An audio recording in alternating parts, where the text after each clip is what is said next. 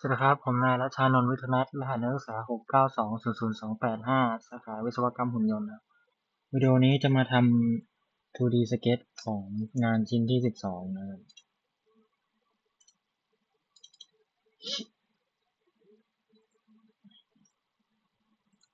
บหน้าฟอนต์เหมือนเดิมนะครับผมจะสร้างเซนเตอร์ไลน์ขึ้นไปก่อนจะเป็น horizontal อย่างนี้นะครับแล้วก็กำหนดความยาวเท่ากับ80อย่างนี้หลังจากนั้นผมจะใช้ Tool Center Point Arc สร้างมันนี้แล้วก็จะใช้ลายคิวเนี่ยครับเสร็จแล้วก็จะวาดต่อเพิ่มออกไปเรื่อยๆครับเนี่ยหลังจากนั้นก็กด A แล้วก็มาโค้ง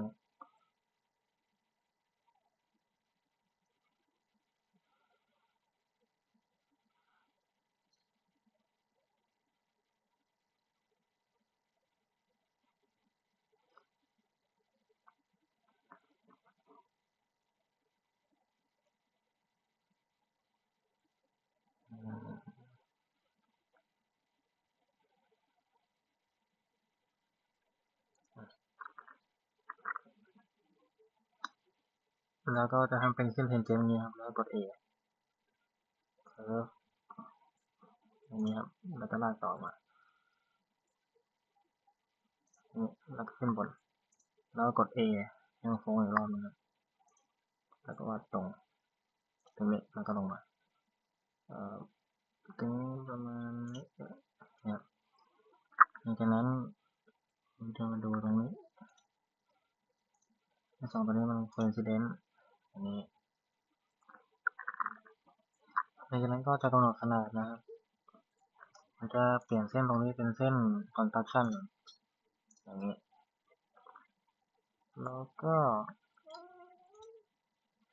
องศา60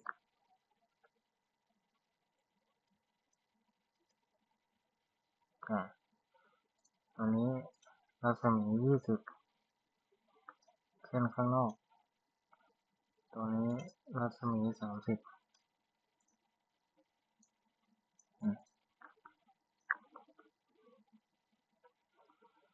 ตรงนี้รัศมี20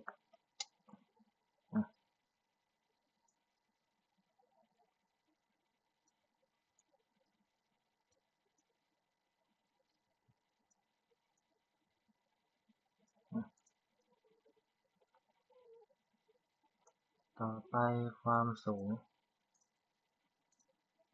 30จุดนี้ห่างเส้นนี้อยู่ที่15อย่างนี้แล้วตรงนี้กับตรงนี้ตรงนี้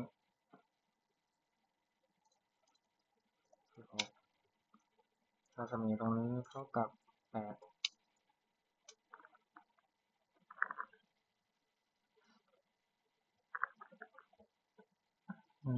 เหลืออะไรอีก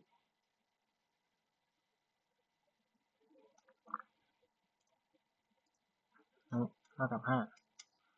ปึ๊บอย่างนี้โอเค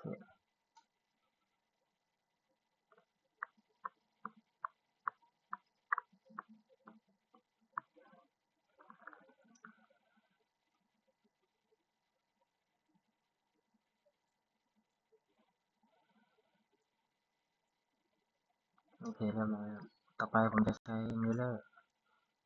คุมทั้งหมดนี้มิเรอร์กับเส้นตัวนี้มันจะออกมาประมาณนี้ถูกหลังจากนั้นใช้ T point arc กับลงมานี้แล้วก็ให้รัศมี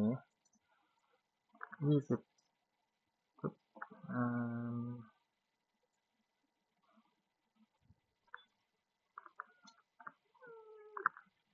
ถูกแล้วแล้วก็ extrude 10บายนะครับหน้าบาย10ประมาณนี้ ดูไม่ค่อยเหมือนแบบเลยโอเคครับกดเซฟ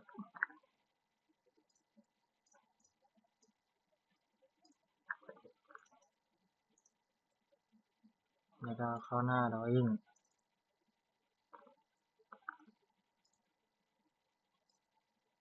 รายงานออกมาครับหน้าฟอนต์กับ isometric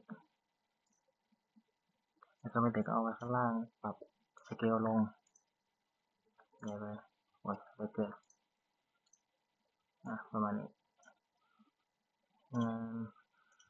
ตรงนี้ก็ปรับ4/3อันนี้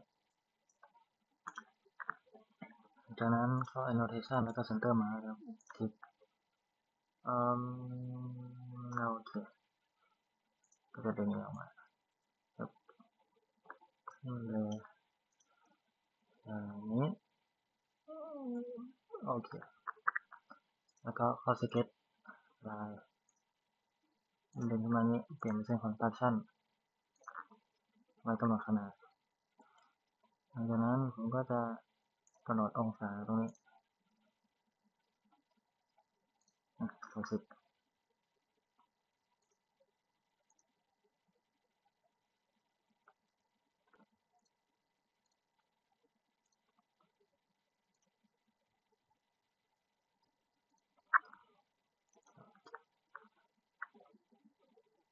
จะเป็นความยาวระหว่างจุดศูนย์กลางถึงตรงนี้แล้วก็ตรงนี้ถึงตรงนี้โอเคแล้วก็ความสูง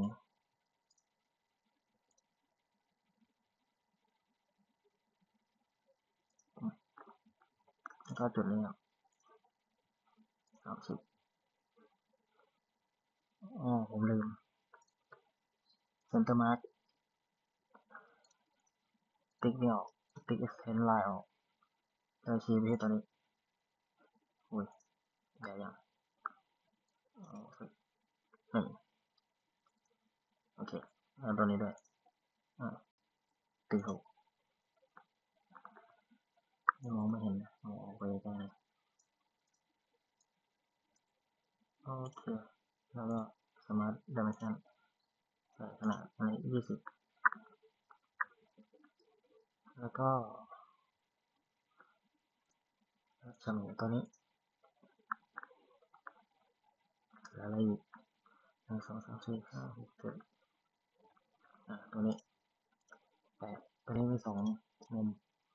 เราใส่ 2x อย่างนี้ตรงนี้ก็จะมีอยู่2มุม2x อย่างนี้ครบเรื่องโอเคครบแล้ว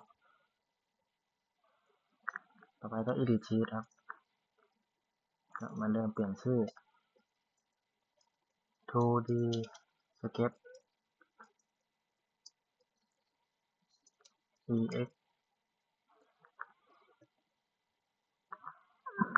12